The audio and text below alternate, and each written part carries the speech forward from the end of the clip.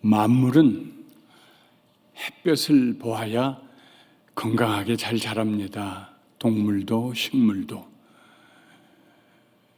영적으로 우리도 하나님을 바라보아야, 하나님께 더 가까이 나아가야 건강한 신앙생활을 할 수 있습니다. 하나님께 가까이 나간다는 말은 하나님을 더 안다는 말입니다. 그래서 호세아 선지자는 이렇게 말했습니다. 그러므로 우리가 여호와를 알자. 힘써 여호와를 알자. 그의 나타나심은 새벽빛같이 어김없나니 비와 같이 땅을 적시는 늦은 비와 같이 우리에게 임하시리라. 하나님은 마치 새벽비처럼 변함없이 우리에게 다가오십니다. 이른 비와 늦은 비처럼 우리에게 은혜를 베풀어 주십니다. 그러므로 우리가 하나님을 깊이 알면 알수록 건강한 신앙생활을 할 수 있게 됩니다. 하나님을 얼마나 알고 계신가요? 여러분들은 얼마나 깊이 알고 계신가요? 시편 139편에서 다윗은 그가 알고 있는 하나님을 4가지로 묘사하고 있습니다. 첫째로 모든 것을 아시는 하나님, 둘째로 어디에나 계시는 하나님, 셋째로 우리를 지으신 하나님, 넷째로 우리를 심판하시는 하나님, 이렇게 하나님을 알고 있다고 고백합니다. 오늘 저는 여러분과 함께 하나님에 관한 이 4가지 지식에 대해서 말씀을 나누려고 합니다. 첫째로 하나님께서 나를 아십니다. 여호와여 주께서 나를 살펴보셨으므로 나를 아시나이다. 살펴보셨다는 말은 완료형입니다. 이미 살펴보아 버리셨습니다. 철저히 분석하시고 구석구석까지 들여다보셨다는 말입니다. 그래서 하나님 앞에서 아무것도 숨길 것이 없습니다. 완전하게 벌거벗은 존재가 됩니다. 하나님은 한 번만 살펴보실 뿐만 아니라 계속해서 보고 계십니다.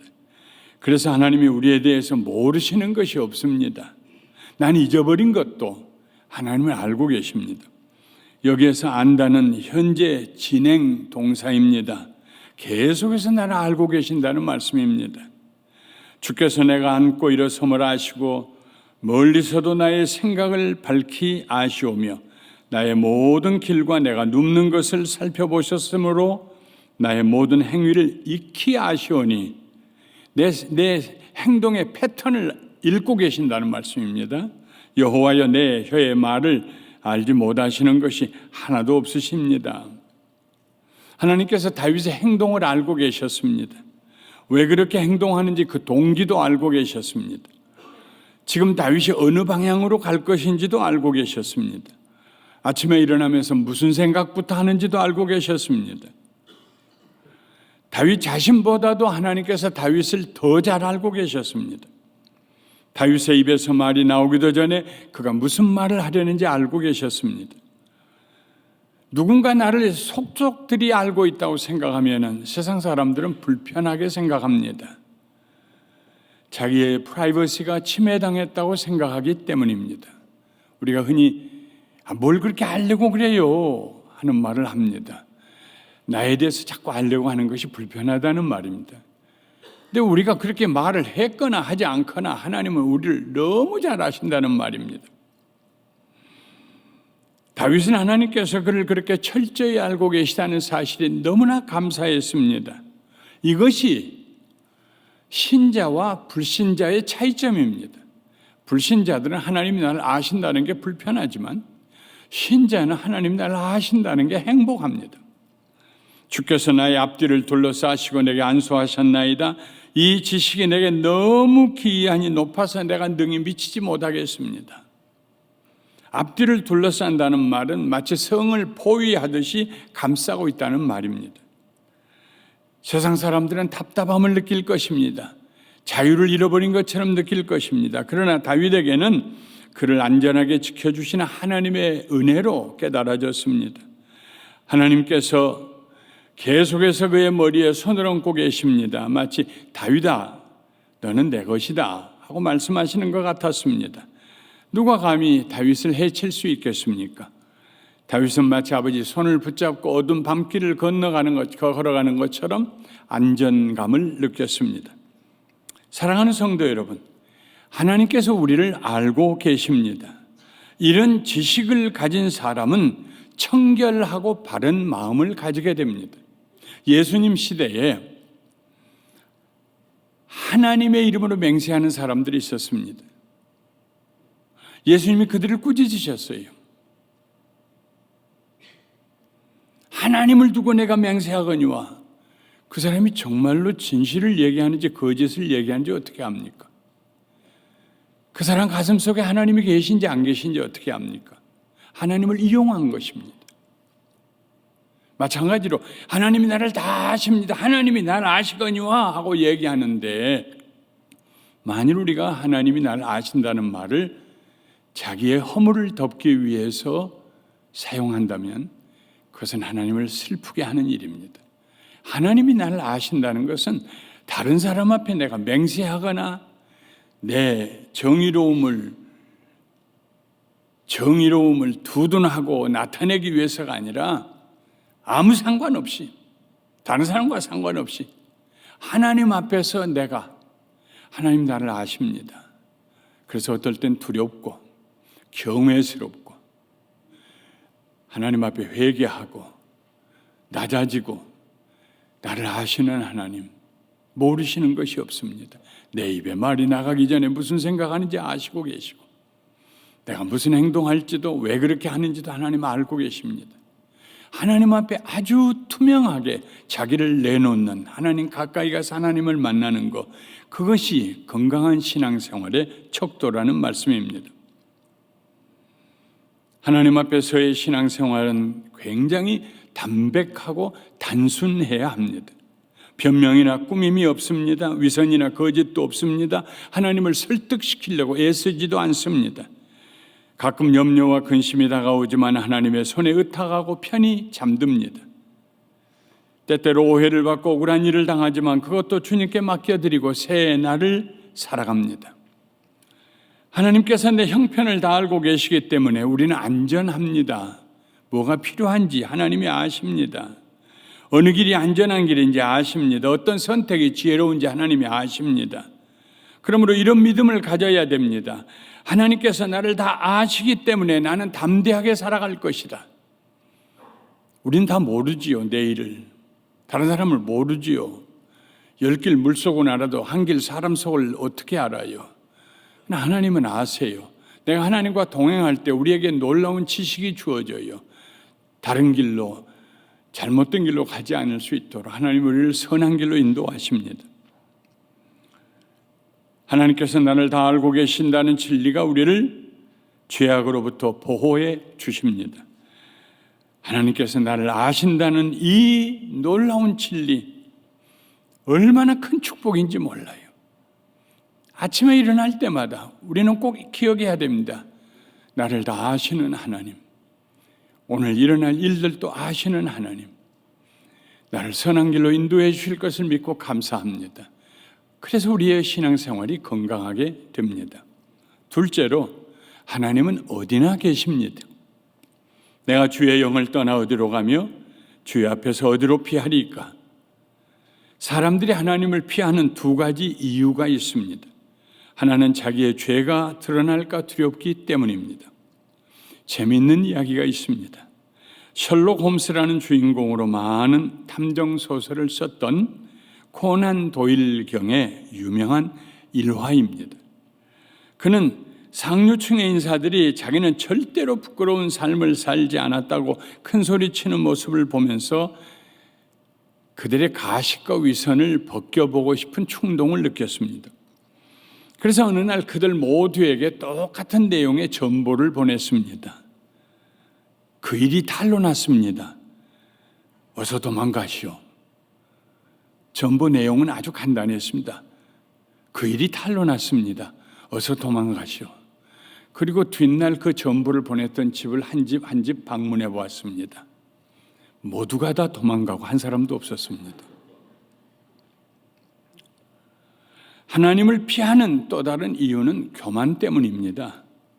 하나님을 만날 때 가장 먼저 벗겨지는 가면이 위선과 교만입니다. 왜냐하면 하나님을 만나는 순간 누구든지 나는 죄인입니다 하고 고백하지 않을 수 없기 때문입니다. 다윗은 아무도 하나님 앞에 피할 수 없다는 진리를 깨달았습니다. 내가 하늘에 올라갈지라도 거기 계시며 수월에 내 자리를 펼지라도 거기 계시니이다. 내가 새벽 날개를 치며 바다 끝에 가서 거주할지라도 거기서도 주의 손이 나를 인도하시며 주의 오른손이 나를 붙드시리이다. 하나님께서 하늘에도 계시고 죽으면 가는 저 깊은 수월에도 계신다는 말입니다. 무슨 뜻일까요? 저 높은 곳에서 저 낮은 곳까지 그 공간 어디에든지 하나님이 계신다는 말입니다. 영광스러운 자리에도 계시고 수치스러운 자리에도 계십니다. 하나님은 다윗이 골리앗을 쓰러뜨릴 때 그 영광스러운 자리에도 계셨고 밧세바를 범하고 고개를 들지 못하고 있는 그 수치스러운 자리에도 계셨고 사울 왕에게 쫓겨다녀 굴 속으로 도망갔던 그 위기 일발의 순간에도 다윗과 함께 계셨습니다.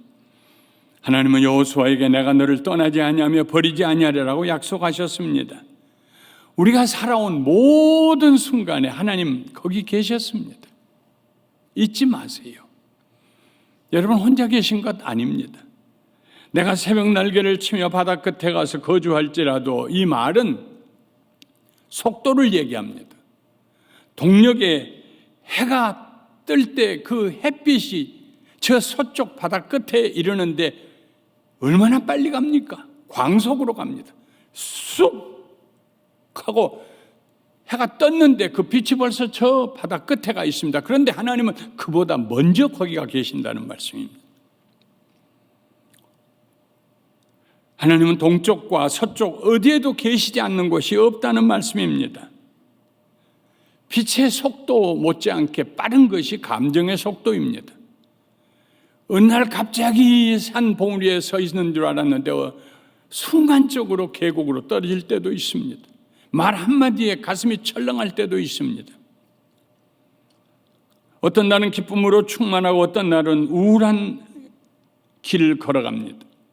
그런데 하나님은 우리의 모든 감정의 속도보다 더 빠르게 거기 계신다는 말씀입니다.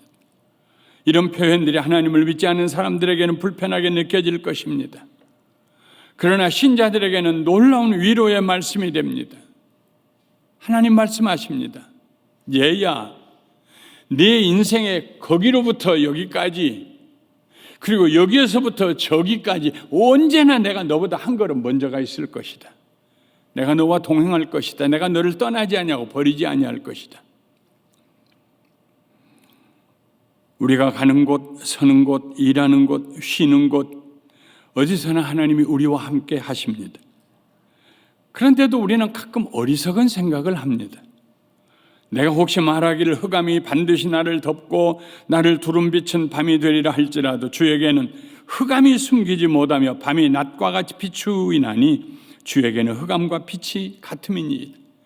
때로는 어둠을 생각합니다. 다윗도 그랬어요. 그래서 그 어둠을 생각하다 밧세바를 범했어요. 하나님도 모르실 줄 알고 영원히 숨길 수 있을 줄 알고 얼마나 어리석습니까? 자기 얘기를 하고 있는 것입니다. 칠흑 같은 어둠이 내려앉고 빛 한 줄기 없는 캄캄한 세상이 된다면 하나님께서 내가 어디 있는지 모르실 것이다. 내가 하는 일을 모르실 것이다 하고 생각할 때가 있습니다. 살다가 부끄러운 일을 당할 때 우리는 어둠 속으로 피하려고 합니다. 그러나 하나님의 나라에는 어둠 자체가 없습니다. 어둠은 하나님의 빛 앞에서 제 기능을 잃어버립니다. 주 앞에서는 흑암이나 빛이나 한 가지입니다. 그곳에는 그림자도 없습니다. 하나님 앞에서는 피할 곳이 없습니다. 숨을 곳도 없습니다. 그래서 지혜로운 사람은 하나님께로부터 도망갈 생각을 하지 않습니다. 오히려 그의 밝은 빛 가운데로 걸어나갑니다. 그의 임재하심 아래 머물며 기뻐합니다. 나를 지켜보고 계시는 하나님의 자비로우신 시선 앞에서 평안을 누립니다. 예레미야가 전한 하나님의 말씀 우리 한 목소리로 같이 읽어보도록 하겠습니다. 나 여호와가 말하노라. 나는 가까운데 하나님이요 먼데 하나님은 아니냐? 나 여호와가 말하노라. 사람이 내게 보이지 아니하려고 누가 자기를 은밀한 곳에 숨길 수 있겠느냐? 나 여호와가 말하노라. 나는 천지에 충만하지 아니하냐? 하나님은 어디에나 계신다는 이 놀라운 지식이 우리로 하여금 바른 길로 걸어가게 합니다.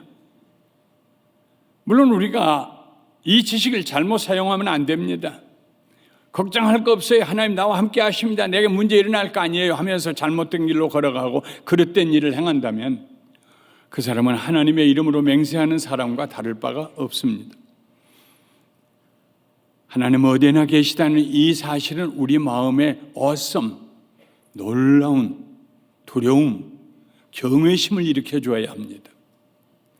잘못된 길로 발을 디디려고 했다가도 하나님 거기 계신 줄 알고 돌아설 수 있고, 말을 함부로 하려고 했다가도 하나님 거기 계신 줄 알고 거둬들이고, 저주의 말 대신 축복의 말을 하고, 하나님 여기 계신데, 하나님 여기 나와 함께 계신데, 거룩하신 하나님이 여기 나와 함께 계신데 내가 어떻게 이렇게 살 수 있겠는가? 나를 위한 축복의 말씀이 돼야지 다른 사람을 위한 위협과 반박의 말씀이 돼서는 안 된다는 것입니다.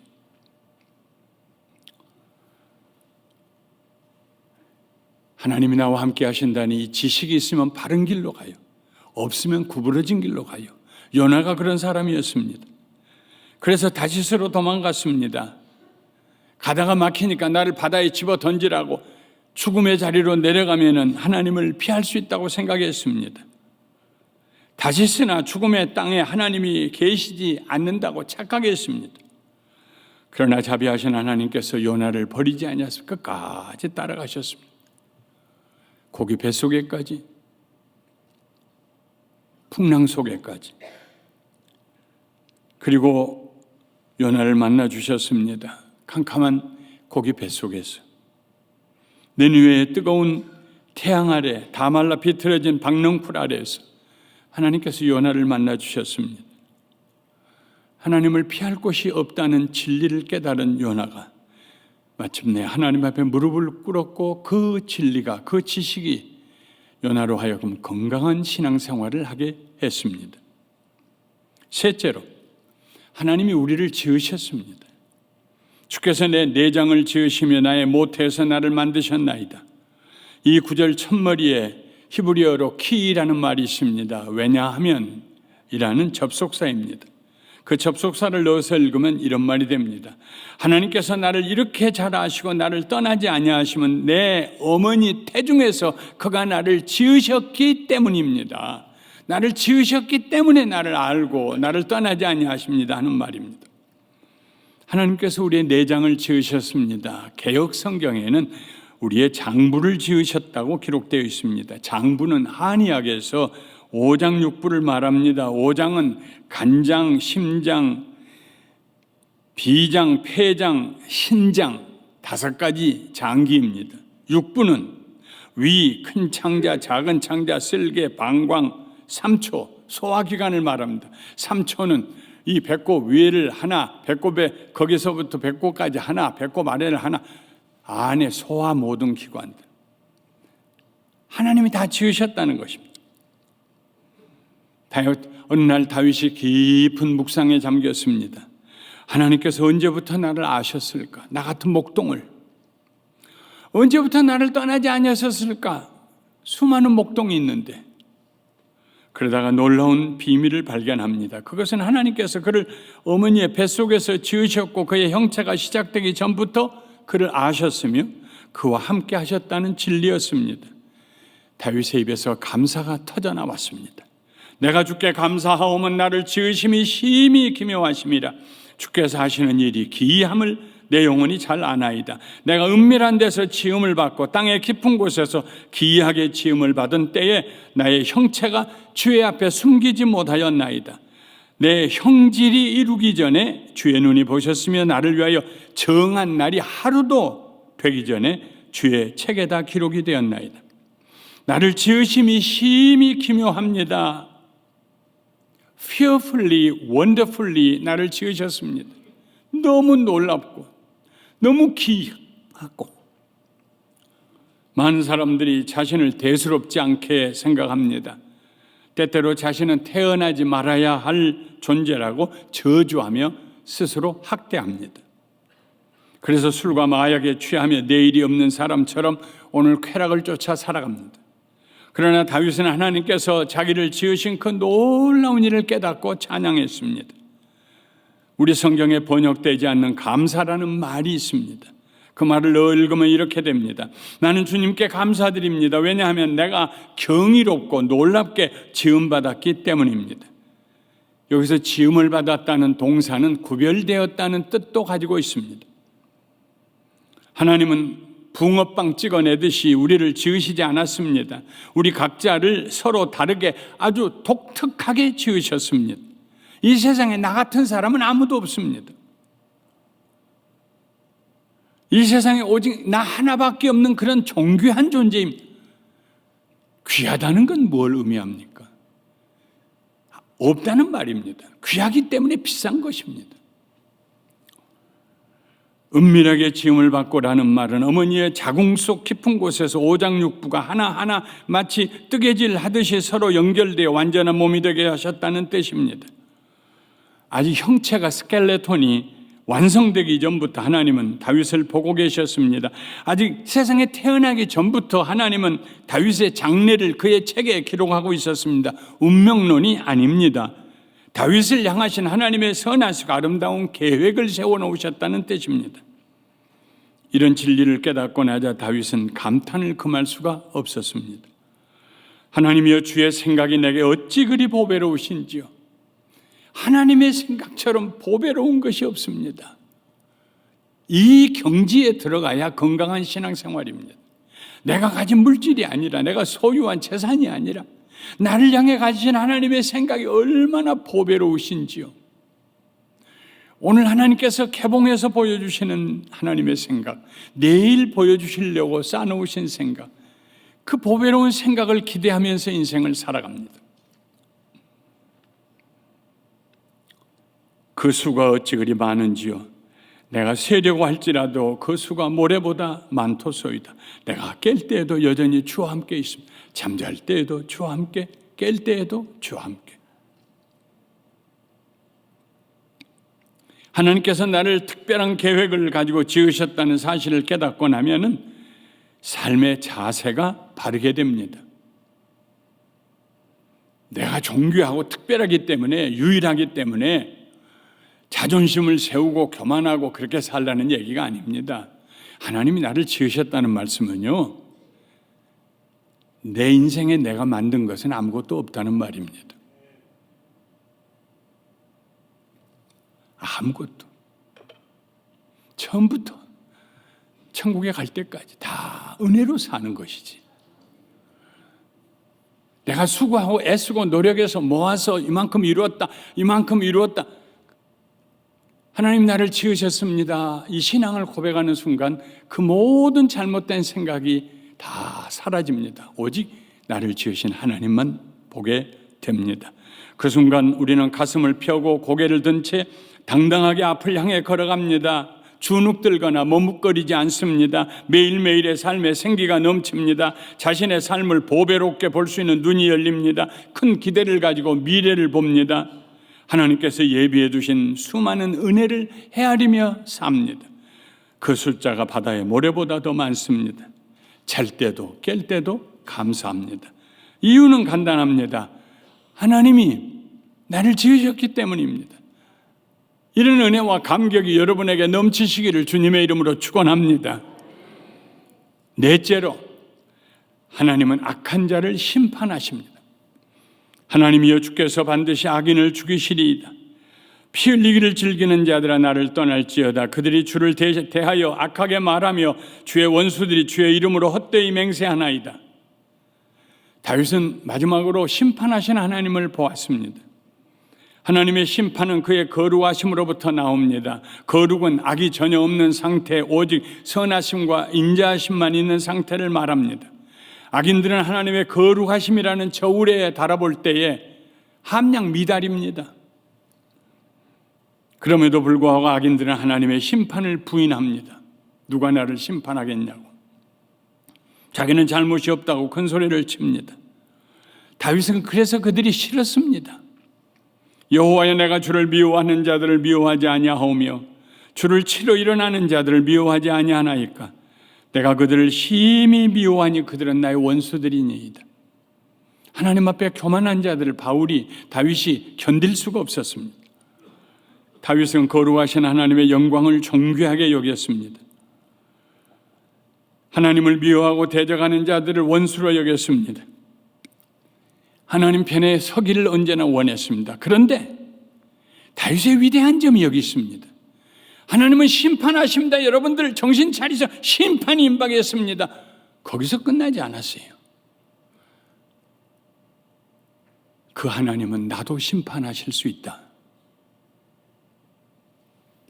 하나님을 아는 지식은 언제나 내면적인 지식입니다. 자기를 향한 지식입니다. 하나님이여, 나를 살피사 내 마음을 아시며 나를 시험하사 내 뜻을 아옵소서. 내게 무슨 악한 행위가 있나 보시고 나를 영원한 길로 인도하소서. 하나님, 혹시 나도 모르는 사이에 내가 악한 생각하고 있나요? 악을 행하고 있나요? 하나님의 심판의 대상이 되는 거 아닌가요? 두렵고 떨림으로 하루하루를 살아간다는 말입니다.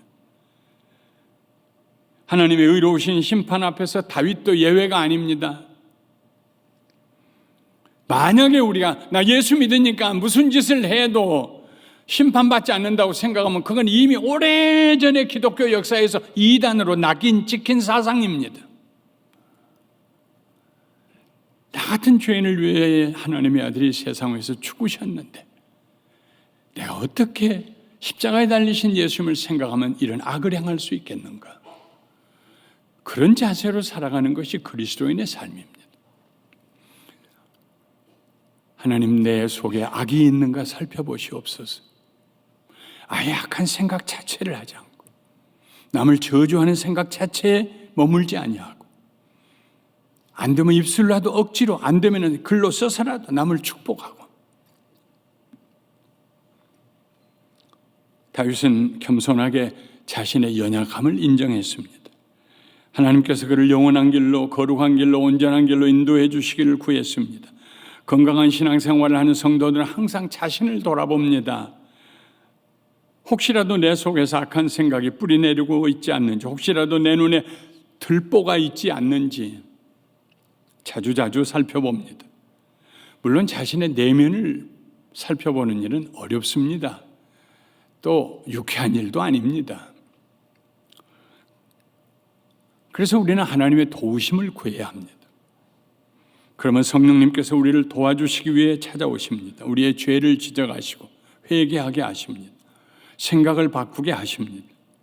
하나님의 뜻에 복종하게 해 주십니다. 이제 말씀을 마치겠습니다. 어제 뉴욕 타임스 더 모닝이라는 섹션에 페이퍼 트레일러라는 칼럼이 있었습니다. 이 내용은 무엇이냐면 5년 후에 나에게 내가 편지를 쓰는 것입니다. 5년 후에 김영길에게 내가 편지를 써요. 그리고 그걸 어떤 사람에게 맡겨요. forever 우표를 붙여가지고 5년 후에도 우표값도 안 내고 그냥 보내면 되는 거. 그러면 그 사람이 여러 사람의 편지를 모아가지고 있다가 그 사람이 편지를 보낸 지 딱 5년 후에 그 편지를 그 사람에게 다시 돌려보내요. 그 5년 후에 편지 받아보기, 그런 일들이 있대요. 그렇게 한대요. 아주 흥미로운 일이었습니다. 만약에 오늘 말씀을 듣고 이 말씀을 가슴에 품고 집에 돌아가서 3년 후에 나에게 하고 편지를 써서 누구에게 맡길 수 있다면, 서로에게 맡길 수 있다면 5년 후에 나에게 내가 얼마나 변화됐는지, 얼마나 성숙한 신앙생활을 하게 되었는지, 내 마음의 소원이 얼마나 이루어졌는지, 얼마나 멋있을까 하는 생각을 해보았습니다. 오늘 아침에 건강한 신앙생활에 대한 말씀을 나눴습니다. 건강한 육체는 균형이 잡힌 육체입니다. 어느 한쪽만 튼튼한 게 아니고요. 건강한 신앙생활도 균형에 잡혀야 합니다. 하나님이 나를 아신다는 진리를 깨달은 사람은 청결한 마음을 소유합니다. 하나님은 어디에나 계시다는 진리를 깨달은 사람은 늘 바른 길을 선택합니다. 하나님께서 나를 지으셨다는 진리를 깨달은 사람은 언제나 내 것은 없고 오직 하나님의 은혜라는 자세로 살아갑니다. 하나님께서 심판하신다는 진리를 깨달은 사람은 두렵고 떨림으로 자신을 살펴보며 하나님 앞에 거룩한 삶을 살게 됩니다. 다윗은 이 네 가지 진리를 깨달았어요. 그래서 그는 위대한 신앙인이 되었습니다. 비록 넘어진 적도 있었지만 하나님의 사랑을 받는 하나님의 귀한 종이 되었습니다. 사랑하는 성도 여러분, 이 네 가지를 가슴에 기억하십시오. 하나님이 나를 아십니다. 하나님 나와 함께 계십니다. 하나님 나를 지으셨습니다. 하나님이 나를 심판하십니다. 건강한 성도님들이 되시길 주님의 이름으로 축원합니다.